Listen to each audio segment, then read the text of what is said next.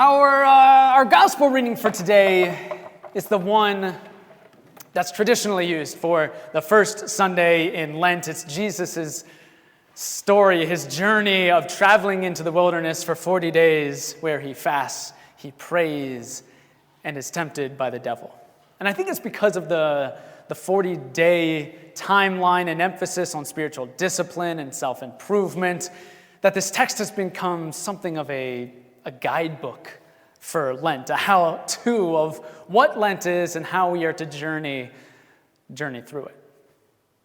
So let's again, this morning, as we did last first Sunday in Lent, let's plumb its depths, see what new it has to offer us. Let it inspire us as we prepare ourselves for a spiritual journey of our own through the wilderness, to the cross, and to the cross to Easter. So we ask ourselves, where's the Spirit? Where is the same Spirit that led Jesus into the wilderness in the first place? Where is it leading us? Well, the wilderness is where the journey of Lent begins, so that's where we're going to begin too, in the wilderness.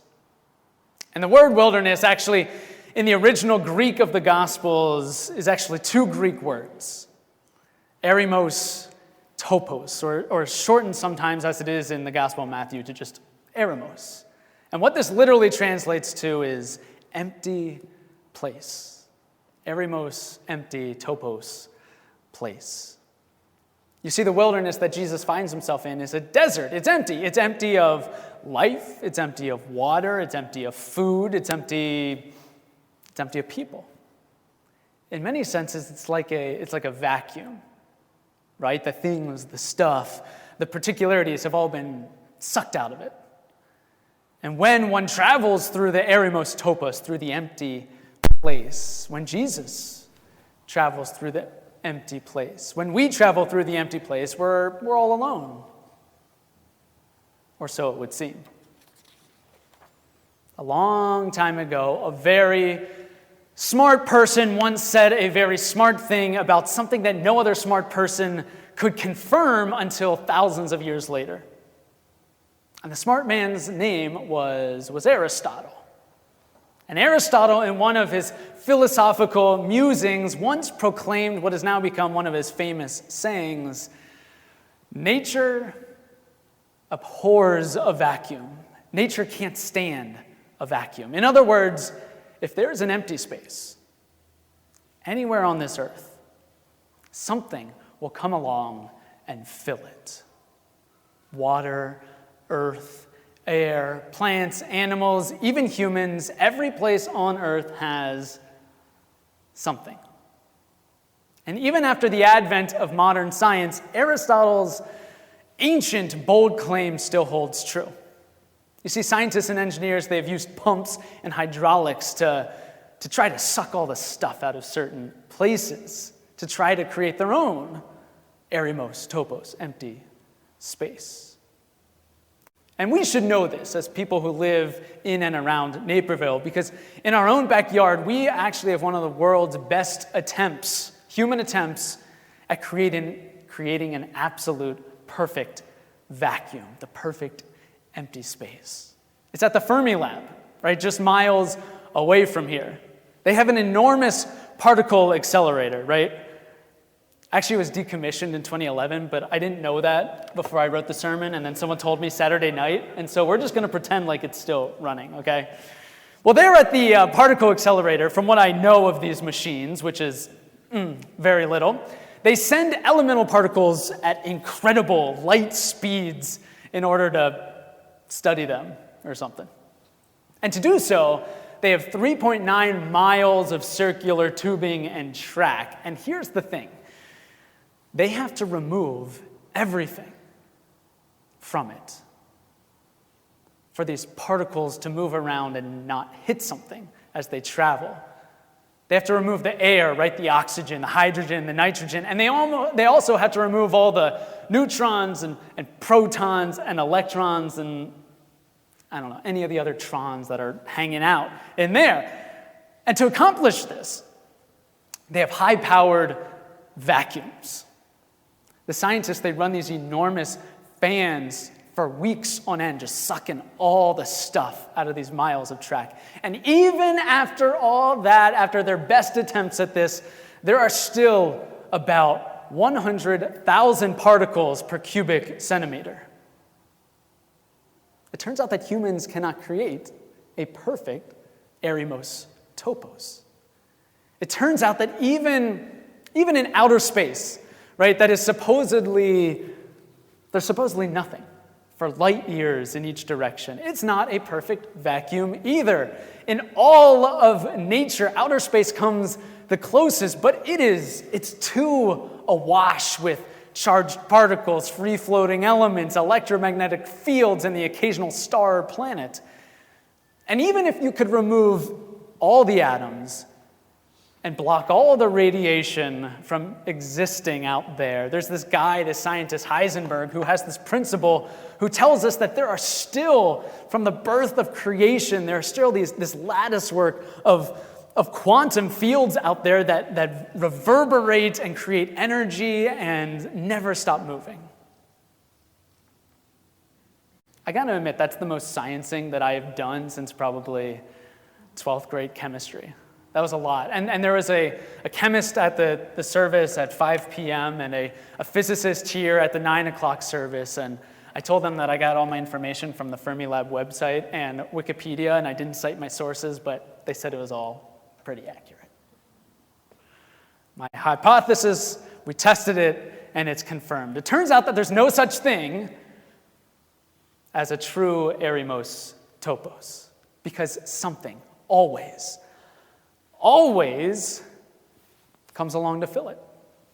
This is true for hydrogen colliders. This is true for outer space. And this is also true for Jesus and for us in our lives. So the question for today, when we find ourselves in our own empty land, our own empty space, Lent or otherwise, self-imposed, led by the Spirit or led by something else, the question is, what will fill it? Because something will. For 40 days and 40 nights, Jesus tries to fill the empty place of the wilderness with things that are good. He tries prayer, fasting. But as we hear at the end of his time, famished from not eating, worn out from being alone, the devil shows up with an offer. The devil offers to fill the emptiness. The devil says, something has to fill the void, Jesus. What about food? Tell these rocks to become bread. That one doesn't work. So the devil comes back with, what about a cheap thrill? Throw yourself down off of the temple and let angels bear you up. That one doesn't work either. What about power and success? Let me give you the kingdoms of the world. It turns out that you don't have to be a particle physicist or an ancient philosopher to know the temptation that the devil presents to Jesus. Our life it's full of empty place moments, wilderness moments. Every day, in fact, we must ask ourselves how we will fill our days, our weeks, our months, our Lents, how we're going to fill our life. And the truth is all too obvious. If we don't choose what fills them, something else will. That's just science. And if you're still skeptical of the physicists and Aristotle and Jesus and the devil, do this. Pull out your phone. Okay, don't do it right now. Do it later. I've saved us the trouble and the time and the embarrassment. I pulled out my smartphone this week. And I pulled up the function that shows me my average screen time per week, right? You know what I'm talking about? How much time I spend staring at this light-up box. I'm really bearing my soul here, guys. I average between 2 or 3 hours per day. It's closer to 3, let's be honest. Looking at my phone. I'm like a moth, right? Circling a street light, just bumping into it with no plan in mind. It's just there. And that's just an average. Some days it's much less, but some days it's much, much more. And yes, I take notes on my phone. I answer emails for church. I keep in touch with friends. I guess I read articles on hydrogen colliders. I listen to spring training baseball as I do chores around the house. But most of the time, and I know this to be true just deep down in my bones, I'm just picking up the phone and looking at something mindless on it just to kill minutes, actually hours, turns out, of empty space in my day. And as I look at these next 40 days of Lent, I have to ask myself, is this truly how I want to live my life? And this is more than just phones. This isn't a sermon against technology. This is just a sign of a greater symptom I have. I crave distraction. I desire easy ways to just get through days. Right? It's not just the phone. Sometimes I eat just because I'm bored, right? I'll open the fridge just to see if something new is in there, and I'll just grab whatever. I mean, at least Jesus, when he was offered food, he was famished. I sit and I just flip through the channels of TV just over and over, just trying to find a cheap thrill, right? And I got to tell you, I don't usually find angels at the bottom, like Jesus would have. I stand on top of my own mountains, and I wonder the easiest way that people can serve me and not the ways I can serve them. Those temptations aren't just for Jesus. So how do we fill an empty space intentionally? Knowing scientifically that it'll fill up no matter what. No matter what. What ultimately sends the devil away packing?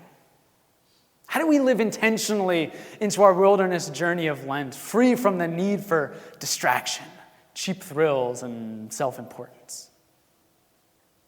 In the gospel reading that we just heard, there's only one thing that sends the devil away. Jesus says, "Away with you, Satan, worship the Lord your God and serve only him." What ultimately sends temptation away, what Jesus turns to in order to fill the emptiness of the wilderness,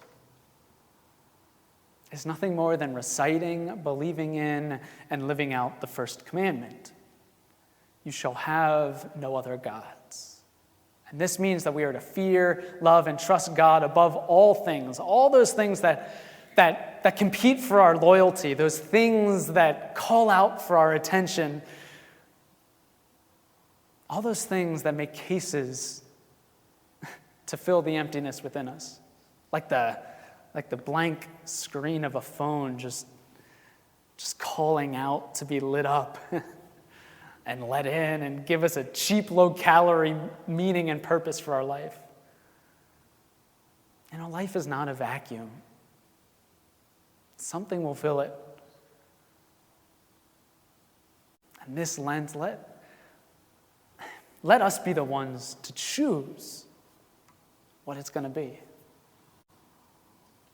Whether it's extra time in prayer or with Scripture, or whether it's just a break from needless distraction or unhealthy habits.